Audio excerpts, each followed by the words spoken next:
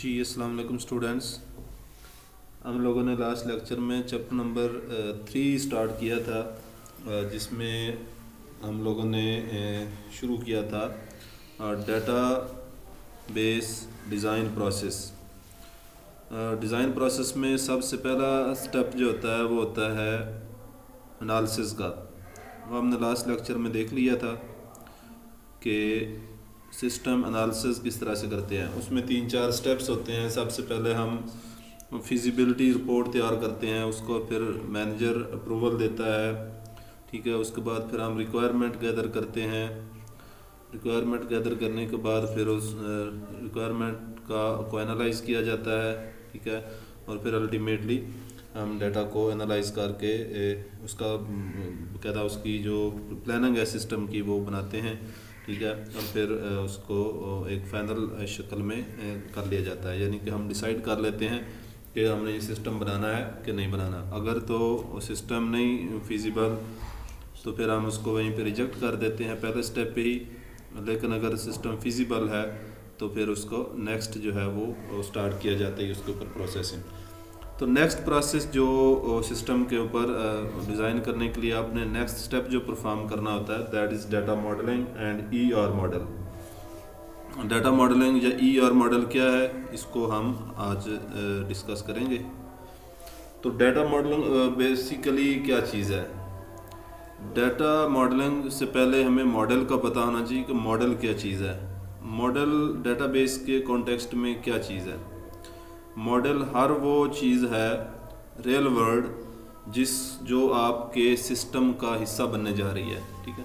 यानी कि अगर आप डेटाबेस डिज़ाइन कर रहे हैं तो डेटाबेस में जिस चीज़ का डाटा स्टोर करना है आपने वो मॉडल है, ठीक है। लेट्स से अगर आप कोई कॉलेज का डेटाबेस बना रहे हैं तो कॉलेज में स्टूडेंट का डाटा स्टोर होगा डेटाबेस के अंदर, उसमें स्टाफ जो है उसका डाटा होगा, उसमें टीचर्स का डाटा होगा, उसमें डिफरेंट कोर्सेज जो पढ़ाए जा रहे हैं उनका डाटा मौजूद होगा, डिफरेंट क्लासेस का डाटा मौजूद होगा, एग्जामिनेशन का डाटा मौजूद होगा, ठीक है। तो इस तरह से ये सारा जो चीज़ें हैं इनको हम कहते हैं कि ये मॉडल हैं, ठीक है। ये डाटा मॉडल हैं, ठीक है। तो इसकी फॉर्मल डेफिनेशन अगर देखें तो ये बनती है a representation of real world processes devices objects and their association is known as model. यानी कि वो रियल वर्ल्ड चीज़ें जिनको आपने अपने सिस्टम का हिस्सा बनाना है वो कौन कौन सी हैं और उनकी आपस में एसोसिएशन क्या है। लेट्स से अगर कॉलेज के डेटाबेस की बात की जाए तो इसमें टीचर और स्टूडेंट के दरमियान ज़ाहिर है एक एसोसिएशन होगी, ठीक है ना, एक ताल्लुक़ होगा, एक कनेक्टिविटी होगी। तो ये भी आइडेंटिफाई करने होते हैं कि आपकी जो चीज़ें हैं जिनका डाटा स्टोर होना है वो कौन कौन सी हैं और वो एक दूसरे के साथ कनेक्टेड कैसे हैं, उनकी एक दूसरे के साथ एसोसिएशन क्या है, ठीक है। तो दिस इज़ कॉल्ड मॉडल। तो डाटा मॉडल, फिर डाटा मॉडलिंग या डाटा मॉडल क्या होगा। Data modelling is a process of identifying the data objects and the relationship between them. तो जो प्रोसेस आप फॉलो करेंगे जिसके ज़रिए से आप सारे ऑब्जेक्ट्स आइडेंटिफाई करेंगे कि यानी कि सिस्टम के अंदर कौन कौन से चीज़ों का डाटा स्टोर होना है, वो सारे objects and their association between them, और उनकी आपस में एसोसिएशन और उनका आपस में रिलेशनशिप क्या है, इसको भी आइडेंटिफाई करेंगे, ठीक है। तो इस प्रोसेस का नाम रख दिया जाता है इट इज़ डाटा मॉडलिंग। तो डाटा मॉडलिंग क्या हो गई, identifying the objects and their relationship between them. Objects और उनका आपस में रिलेशनशिप क्या है, उनके आपस में कनेक्शन क्या है, उनकी आपस में एसोसिएशन क्या है, इसको कहते हैं ये डाटा मॉडलिंग है, ठीक। Data models are created during the database design process. अब डाटा मॉडल जो हैं ये इस प्रोसेस के, अब हम जो जितनी भी चीज़ें पढ़ रहे हैं वो डाटा बेस डिज़ाइनिंग प्रोसेस का हिस्सा है, ठीक है ना। तो ये डाटा बेस डिज़ाइनिंग के प्रोसेस के दौरान बाकायदा इसका स्टेप होता है कि आप सारे अपने ऑब्जेक्ट्स और उनका रिलेशनशिप आपस में आइडेंटिफाई कर लें। नेक्स्ट फिर ईआर मॉडल होता है, एंटिटी रिलेशनशिप मॉडल। ये भी डाटा मॉडलिंग ही का हिस्सा है, ठीक है। इसको आप ये भी कह सकते हैं कि it is conceptual data model, ठीक है। ई आर भी इसको बोला जाता है। E R stand for entity, E stand for entity and R stands for relationship. तो ई आर मॉडल या ई एंटिटी रिलेशनशिप मॉडल, इसको ई आर डायग्राम भी बाज़ दफ़ा बोला जाता है। It is the conceptual data model, ये एक तरह का आपका कंसेप्चुअल या लॉजिकल डाटा मॉडल होता है। It is most commonly use to create a data model. जब भी आपने डाटा मॉडलिंग करनी है, डाटा कोई जो है वो उसका मॉडल क्रिएट करना है, यानी स्टूडेंट, लेट्स से स्टूडेंट और टीचर का आपने दो आपके पास एंटिटीज़ हैं, दो आपके पास ऑब्जेक्ट्स हैं। एंटिटीज़ के बारे में हम पिछले चैप्टर में पढ़ चुके हैं कि एंटिटी हर वो चीज़ है जिसके बारे में हम डाटा स्टोर करने जा रहे हैं डाटाबेस के अंदर। तो यहाँ पे स्टूडेंट और टीचर दो डिफरेंट एंटिटीज़ हैं और ज़ाहिर है इनका आपस में रिलेशन होगा। टीचर टीच द स्टूडेंट्स, तो टीच का इनका जो है वो दरमियान में रिलेशनशिप है। तो ये टीचर के सारे एट्रीब्यूट्स, स्टूडेंट्स के सारे एट्रीब्यूट्स, जो चीज़ें हमने स्टोर करनी है और इनका रिलेशनशिप, ये एक ख़ास मॉडल में हम रिप्रेजेंट करते हैं। इसको ई आर मॉडल बोला जाता है। The data model can be use to implement the database. जब ई आर डाटा मॉडल आपका बन जाता है, उसकी फिर आप इम्प्लीमेंटेशन जब करते हैं एक्चुअल, तो वो आपका डाटाबेस क्रिएट हो जाता है। E are model is expressed in terms of entities, relationships between entities and the attributes of the entities.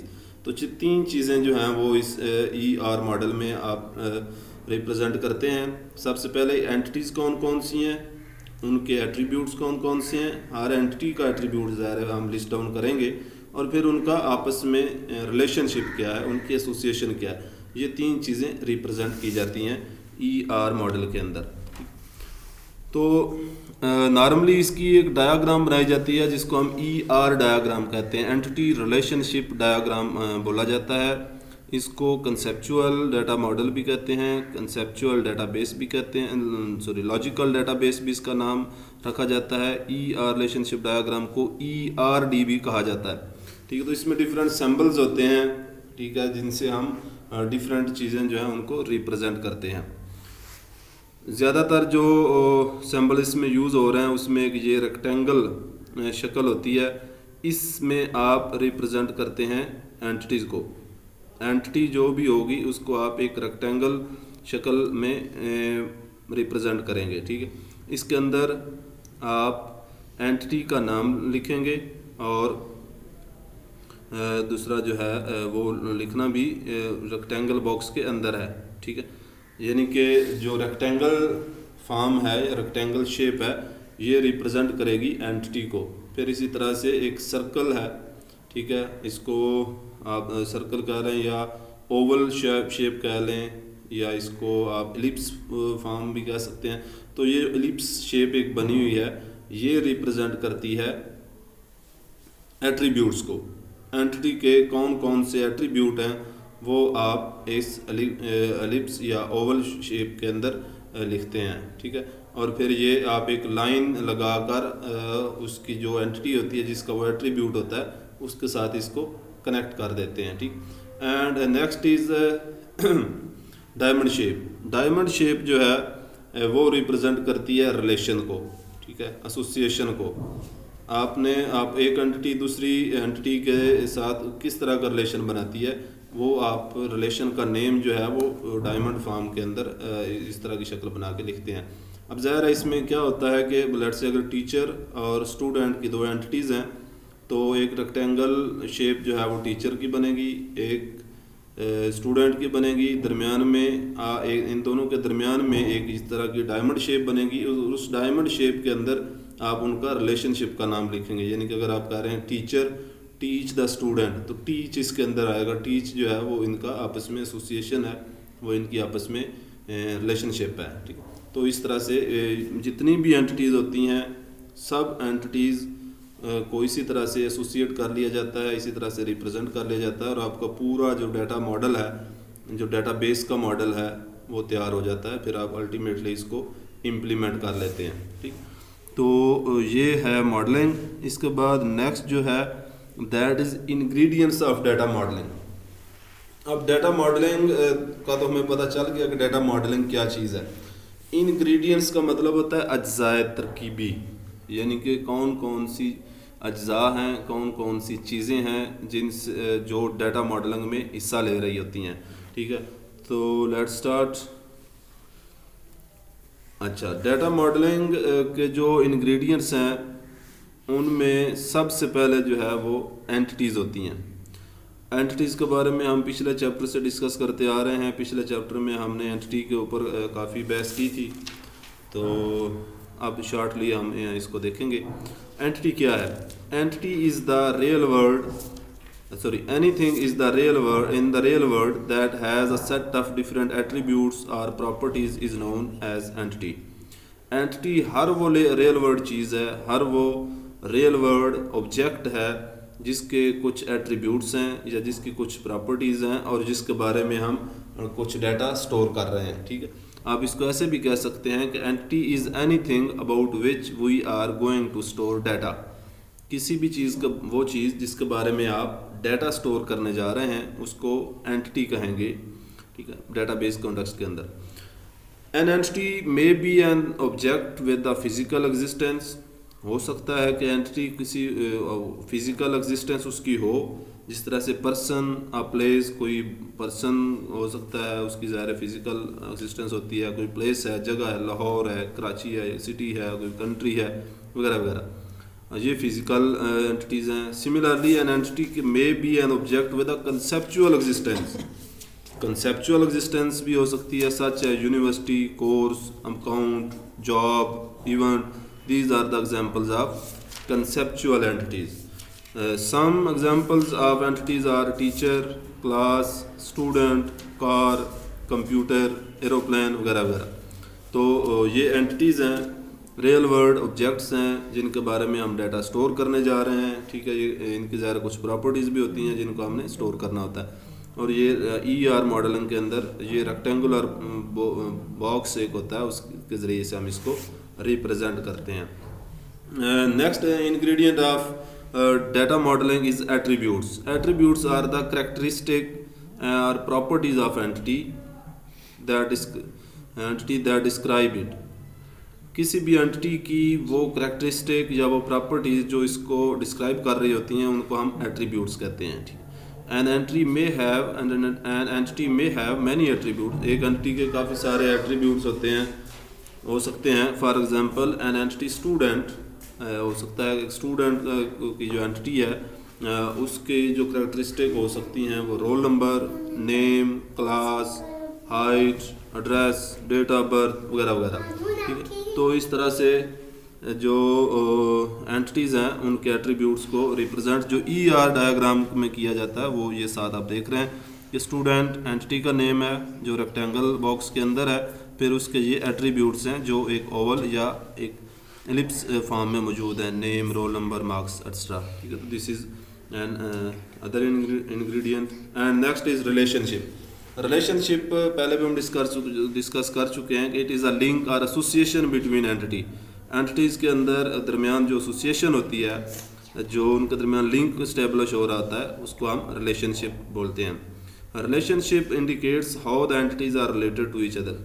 ये इस चीज़ को ज़ाहिर करते हैं रिलेशनशिप के डिफरेंट एंटिटीज़ एक दूसरे के साथ कैसे रिलेट कर रही हैं। ठीक है, इसमें an example is the relationship between mother and children. Mother and children के दरमियान जो रिलेशनशिप है वो इसकी एग्जांपल हो सकती है। One mother may have many children but each child has only one mother. ठीक, तो इस तरह से ये जो एसोसिएशन है डिफरेंट एंटिटीज़ की आपस में उसको हम रिलेशनशिप कहते हैं। और यहाँ पे ये मैनेजर और डिपार्टमेंट एक एंटिटी है, एक मैनेजर एंटिटी है, और इनके दरमियान रिलेशनशिप डायमंड फॉर्म में रिप्रेजेंट किया गया है। तो मैनेजर मैनेजेस द डिपार्टमेंट। ठीक, तो ये एक रिलेशनशिप है। इस तरह से हर एंटिटी जो है वो दूसरी एंटिटी के साथ उसका जो भी रिलेशनशिप बन रहा है वो इसी तरह से ER डायग्राम के अंदर रिप्रेजेंट किया जाता है। तो अब आगे नेक्स्ट जो है वो हम इंशाल्लाह नेक्स्ट लेक्चर में इसी चीज़ को कंटिन्यू करेंगे। ठीक है, यहाँ तक हमारा आज का लेक्चर जो है वो इख्तिताम पजीर हो रहा है। अगर आपका कोई क्वेश्चन हो तो वो आप जो है वो पूछ सकते हैं व्हाट्सएप ग्रुप पे या इवन के यूट्यूब चैनल पे कमेंट करके भी। ठीक है, अल्लाह हाफिज़।